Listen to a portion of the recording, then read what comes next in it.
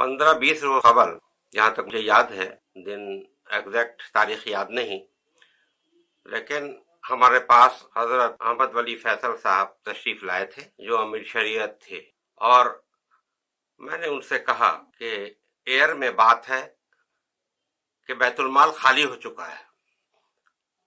आपके अब्बा जान के जमाने में 3 करोड़ 4 करोड़ रहा करता था, और आज की हालत यह है कि लाखों में भी नहीं है। जिसका जवाब उस वक्त के अमीर शरीयत साहब ने ये जवाब दिया कि काफी मुलाजिम बहाल हो गए, जिसकी वजह से पैसे हर माह तनख्वाह में खर्च हो जाते हैं। तो मैंने पूछा कि साहब, आपको किस शोबे से आदमी की जरूरत महसूस हुई, क्लर्क की जरूरत हुई या दूसरे भी मुलाजिम की जरूरत महसूस हुई? तो नहीं, किसी शोबे ने मुझे नहीं लिखा था। तो मैंने कहा कि आप ट्रस्ट की मीटिंग करके आपने ये फैसला कराया कि जरूरत है इतने एम्प्लॉय की, या पोस्ट क्रिएट कराया आपने? तो नहीं।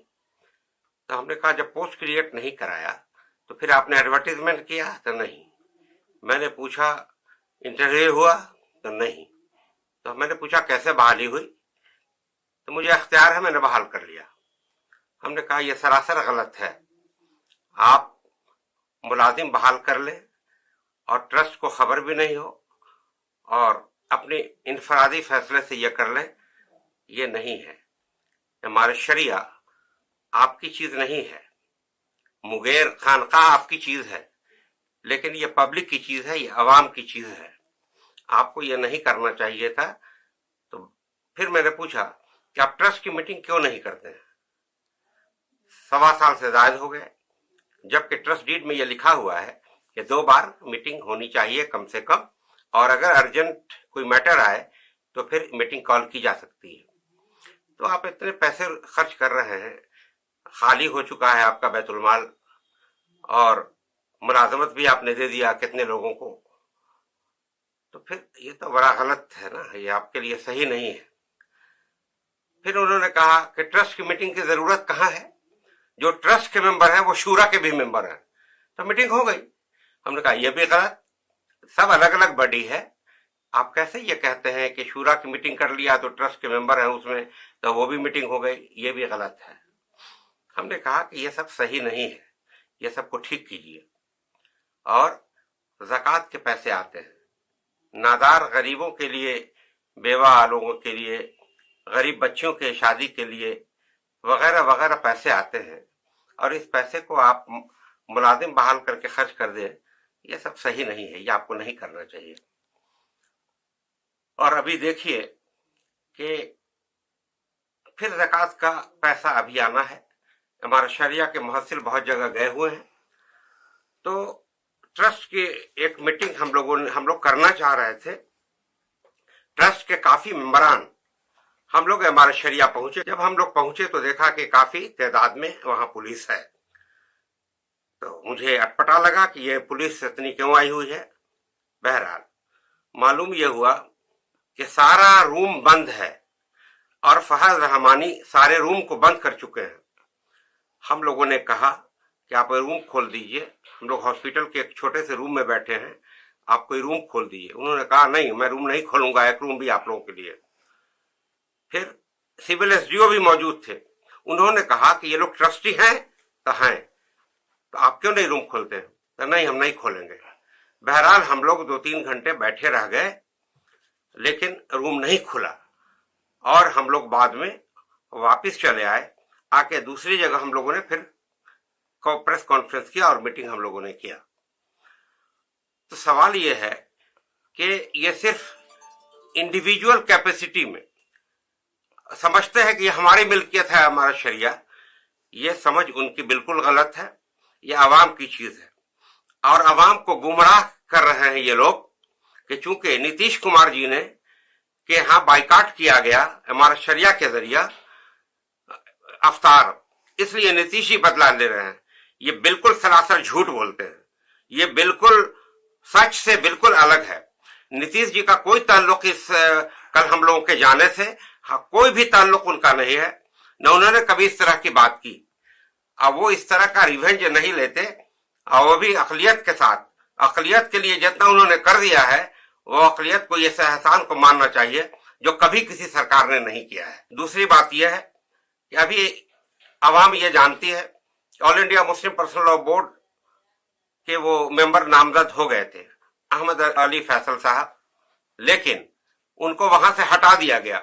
इस बुनियाद पर हटा दिया गया कि उसके दस्तूर में यह लिखा है, मुस्लिम पर्सनल लॉ बोर्ड के दस्तूर में यह लिखा है कि कोई भी हिंदुस्तानी ही All India Muslim Personal Law Board का मेंबर होगा, और उनका पासपोर्ट अमेरिका का है, और वो यहाँ के शहरी नहीं है, अमेरिका के शहरी हैं, जिसकी वजह से मुस्लिम पर्सनल लॉ बोर्ड ने उनको बरतरफ कर दिया, उनको हटा दिया।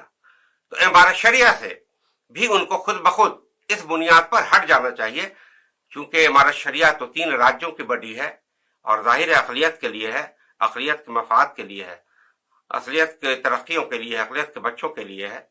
लेकिन जो all India Muslim Personal Law board है, जो पूरे हिंदुस्तान की सबसे बड़ी बॉडी है, वहां से तो आपको बरतरफ इसलिए कर दिया गया कि आप हिंदुस्तानी नहीं हैं, और यहां आप बने हुए हैं, आपको खुद बाइज्जत, आपको खुद ही यहां से चले जाना चाहिए, आपको रिजाइन करते हुए चले जाना चाहिए।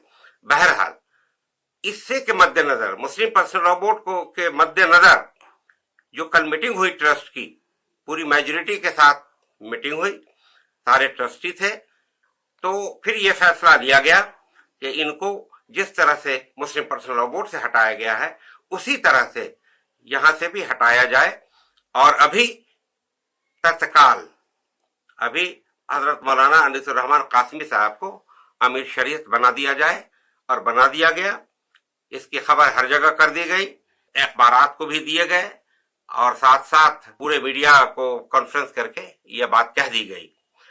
तो सवाल पैदा यह होता है, आप बगैर ट्रस्ट की मीटिंग किए हुए ये ज़कात और फित्रे के उस पैसे को जो गरीब नादारों के लिए आता है, जरूरतमंदों के लिए आता है, उसको मुलाजिम अपने तौर पर, पता नहीं कौन कौन मुलाजिम हैं आपके, जिनको पैसा का बंदरबांट बंटवारा करने के लिए आप मुलाजिमों को बहाल कर लिया है।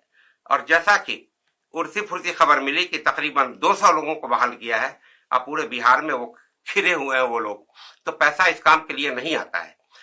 एक सवाल पैदा होता है, कुछ लोगों ने हमसे सवाल किया कि ईद बाद ये काम करते, आप अभी ईद को बाकी 2 दिन है, आप लोग क्यों ट्रस्ट की मीटिंग करने आए यहाँ?